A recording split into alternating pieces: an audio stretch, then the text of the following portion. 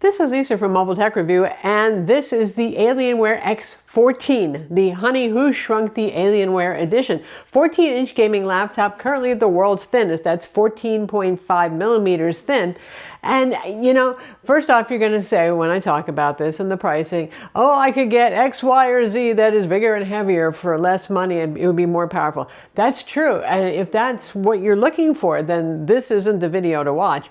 14-inch gaming laptops cost more, relatively speaking, to their more powerful but bigger, bulkier counterparts. But that said, I'm glad that Alienware decided to enter the fray, something that really was popularized by ASUS with the ROG Zephyrus G14. Then the Razer Blade 14 came out, which was so much better than the Stealth that never really was a gaming laptop. And even Acer has entered into the fray with their Predator Triton 300 SE 14-inch gaming laptop. So Alienware really should represent, and they bring actually a surprising good amount of stuff to the table. We're going to look at it now. So first off, obviously it looks just like the X15 and X17 from Alienware, only, well, smaller and thinner, right? So Lunar Light is the color that you get, so light-colored laptop. But the bling, the RGB bling that you usually see in Alienware is reduced here. I imagine thickness or reason. But anyway, the Alienware logo lights up on the lid. There's no Tron lighting ring on the back. You get an RGB keyboard, sure, single zone, any color you want, but single zone. So there's not much bling. So the casing is made of aluminum and magnesium alloy to keep it rigid and thin and lightweight. So yes, it's painted white, folks, but that doesn't mean that it is plastic. I know every time we review an Alienware and some folks say, oh, it's so plastic or something like that. No, it's metal.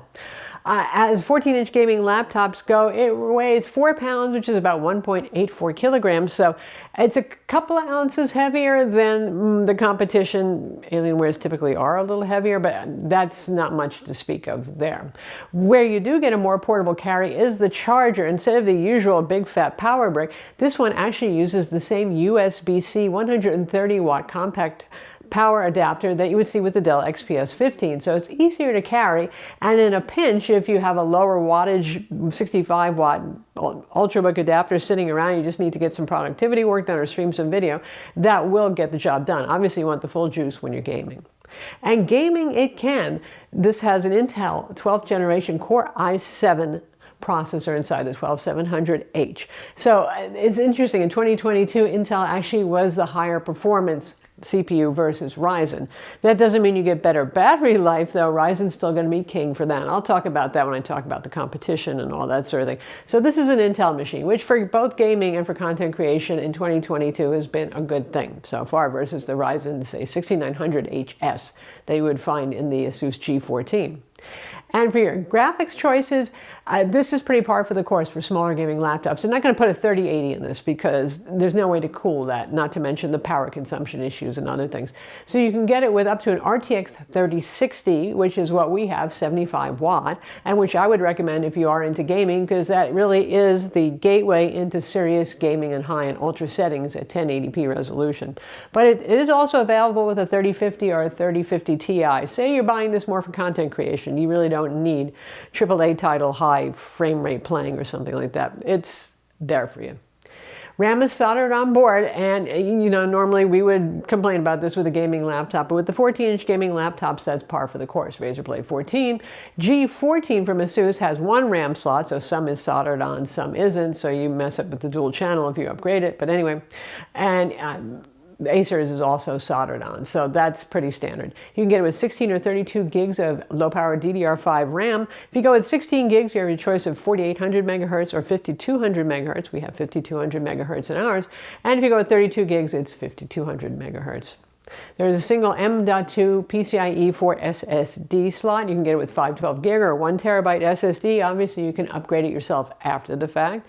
And we have Intel Wi-Fi onboard, Wi-Fi 6E with Bluetooth 5.2, and that is a socketed M.2 card, so it is serviceable. Now the display on this is standard 16:9 aspect ratio. I know we wish for 16:10, which we see in some of the competitors, a lot of them now, but it's not. More gaming focus, I guess you could say. But it's a very good full HD 144 Hz display. It's wide gamut, it's full P3. And it's nice to look at. For an IPS display, it's made by Sharp. It has better than average contrast, and it's very vibrant. So you see those vivid oranges and blues in Cyberpunk 2077. And you're like, okay, this is pretty nice. And the blacks don't get crushy looking. They look pretty nice. So it's the smart display resolution to choose if you're actually going to be using this for gaming, because that's where the 3060 holds up just fine. Like I said, you want to play Far Cry 6 or you want to play Cyberpunk, and I would suggest no ray tracing option maybe there, but maybe ray tracing low. You can get perfectly great frame rates at high settings anyway, so that makes sense there.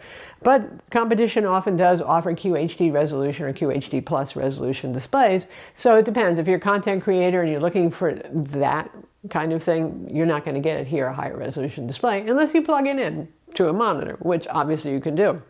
Connectivity is pretty good on this. You have only one USB-A port. I would have liked a second one, but that's okay. But you have a massive 3 USB-C ports. 2 of them are Thunderbolt 4. So if you want to use an eGPU versus the Ryzen competition that don't have Thunderbolt, that would be a plus, because you plug in power and you still have another Thunderbolt 4 available. And there's a USB-C 3.2 Gen 2 port that supports DisplayPort out and is connected directly to the D GPUs for those of you who want the fastest possible frame rates. So you've got external monitors. Oh, and HDMI 2.1, which is nice to see here. Of course, a headphone jack, micro SD card slot. So not too bad there. The built-in panel supports G-Sync, and also the laptop supports Advanced Optimus, which you can roll with, or if you're just gaming, you can switch it to DGPU only mode so you get the max possible frame rates. For our 3D Mark tests and for gaming, we just put it straight in DGPU mode just to make sure we got the most performance out of it. With Alienware, you have Command Center, which is a blessing and a curse, but not so much of the blessings. I mean, it has all sorts of features. You can control your RGB, which is pretty much just a keyboard in this case, single zone. You can set clock speeds, overclocking, GPU stuff, all that is there. It's just a little dated feeling, and I do hope they do an overhaul of this, but it's there for you if you want to do that sort of thing. God forbid you get an Alienware mouse. I tried one of those out, and boy, using Alienware Command Center to try to set that thing up, oh my goodness, not user-friendly. Okay, it's not that horrible in general, folks, though, but yeah. Anyway, you can choose from a bunch of different performance modes, and balance mode actually works pretty well on this. I put it up to performance mode for our test, and that was good. If you go for the max setting, it gets a bit loud.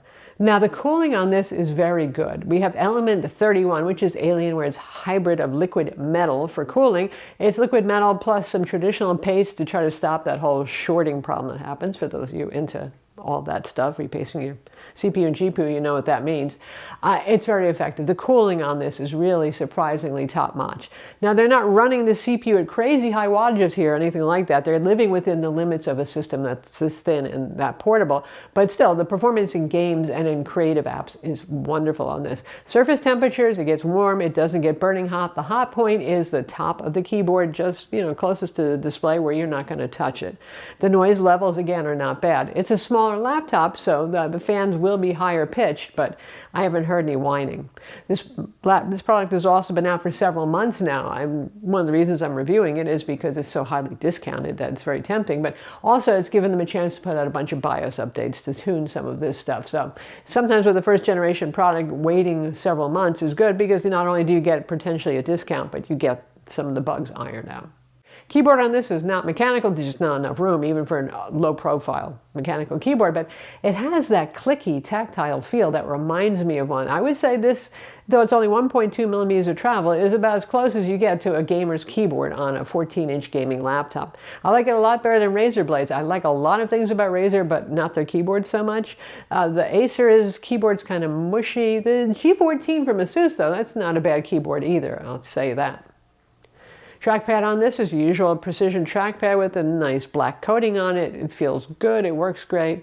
One thing to note though is that the palm rest area is rather short, truncated, and that means that those of you who have really big hands and who don't type in a proper ergonomic position to avoid carpal tunnel, i.e. you should be typing like you're playing the piano with your wrists arched, but if you're not, if you drop your wrists down, you might find the front edge isn't sharp or anything like that, but you might find that you're hitting it in a weird place. So if you can try one out to see if it fits your big mitts, do so.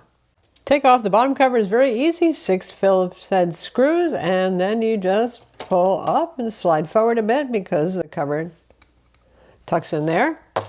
See, it's really metal, folks. And there's not a lot you can do inside relative to some gaming laptops that are larger in size. So obviously, battery takes up a good deal of the space inside, which isn't unusual. Inverted motherboard design, Alienware loves to do that. So if you want to replace the CPU and GPU, you'd have to take out this, well, pretty small motherboard. But since we have the Alienware Element 31 thermal paste compound, which is liquid metal with some more friendly paste to avoid shorting of components, you probably don't need to worry about that for a good long time. Here is our M.2 boot SSD. There is only one M.2 slot in this model, obviously because it's quite small. There's not a lot of room there.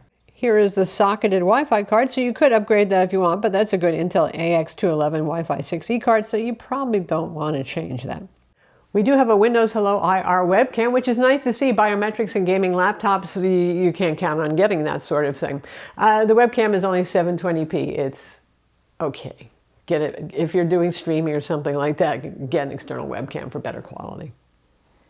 So when we talk about pricing, and all the 14-inch are expensive, the Asus Zephyrus G14 usually about $200 less. I mean, supply chain is still weird. Pricing on gaming laptops is just weird. Sometimes you find a deal, sometimes you see them marked up. Acer's is often a little bit less too, yes, and the Razer Blade 14, of course, is significantly more expensive because it is the MacBook of gaming laptops. But right now is a good time, anytime since actually Black Friday, to consider this because like right now Best Buy has it on sale for $13.99 with the 3060. That's a steal, right? I mean, wow, that's $500 less than any of the competition that I've mentioned so far. So pretty good. Now, the normal list price is $18.99, and then it's about par for the course against the competition, and it's pricey, and you start thinking about, I can get something more powerful, but bigger and bulkier. But that's up to you in terms of portability. In terms of having the essence of a gaming laptop, very good cooling, though, and a display that might not be excitingly high resolution, but is well matched to the GPU for good, satisfying game performance. I think that Alienware has done a good job here.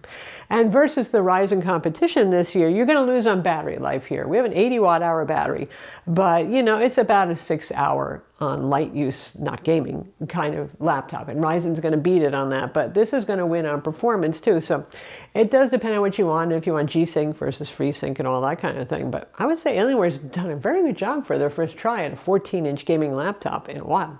I'm Lisa from Mobile Tech Review. Be sure to subscribe to our YouTube channel for more cool tech videos, and thumbs up if you like this vid.